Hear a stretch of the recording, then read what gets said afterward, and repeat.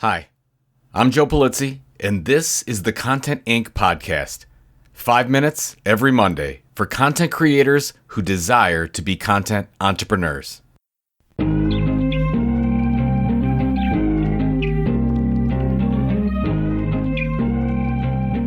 Years ago, I read the book Snow Crash by Neil Stephenson.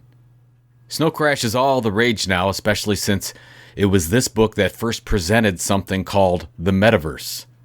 Snow Crash is having yet another revival because of Facebook's name change to Meta, of course paying homage to the book and to the metaverse concept. It's a fascinating book. I recommend the read not just for the sci-fi enjoyment, but as a training guide for what's to come. Or maybe you've read or seen Ready Player One. By the way, read the book. Don't watch the movie necessarily if you have the choice. And the same goes for that one as Snow Crash. Point is that we're moving into the digital property space. There will be a world where property rights are things that can be seen and touched, like your house or your car.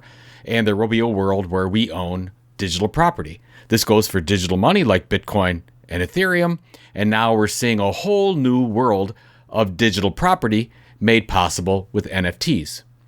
As you know, I've become obsessed with this concept. I believe it unleashes possibilities for content and creative entrepreneurs that we never thought possible. Just like the first wave of the internet, we are just seeing NFTs today as, in many cases, digital replicas of what already exists. For example, when Web 1.0 first came online, websites were pretty much just digital magazines or digital classifieds. Same exact thing, really, just accessible via the web. For NFTs today, we're seeing art, but instead of going to a gallery, we can purchase it digitally as an NFT. We know what memberships look like, and now you can see them packaged today as an NFT. So now we're moving to that evolution plus one. So let's say instead of selling my book on Amazon, I can sell it as an NFT to, say, 300 people, what I might consider my true fans. I can probably make more money on the original sell if people are willing to spend more, which a few people will, and also make money off of every resell, which was before today impossible. So there is your plus one. So that's where I'm trying to figure out my time. What intellectual property do I have and can create, and how do I develop it as digital property that people would want access to? Now think of a musician today. I have a few in my family.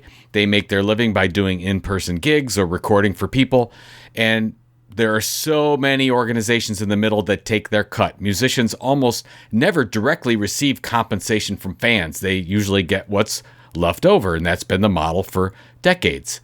But today, if I'm starting out in music, I'm building a small audience of fans. That musician can probably survive off a couple hundred or 1,000 true fans, creating custom experiences, music, merchandise, and more just for those people who are willing to pay a little bit more because of the scarcity and because they want to be part of that musician's journey. It's a game changer for every creative, and if things work out, I can see more millionaire musicians than ever before. Just think of what just happened with writers on Substack. So many of them went from working for media companies to making millions on Substack in the next year. That is going to happen to every creative out there in the next 3 years, or at least the possibility will exist. Now, I don't know where this is going to lead. I actually do think that people will plug into the metaverse to experience life in a different way. And we go on the metaverse to play or experience all of our digital property. When we get there, we want all kinds of experiences, including ones that you can probably offer. Now, that may be a long way off yet, but the way there is through experimentation. So my advice to you, if you haven't already done so, is get yourself a digital wallet like MetaMask, then go buy a cheap NFT on OpenSea or Foundation that you'd like to own. Go through the process and see how it feels. And once you complete that, you now own digital property, verifiable on the blockchain.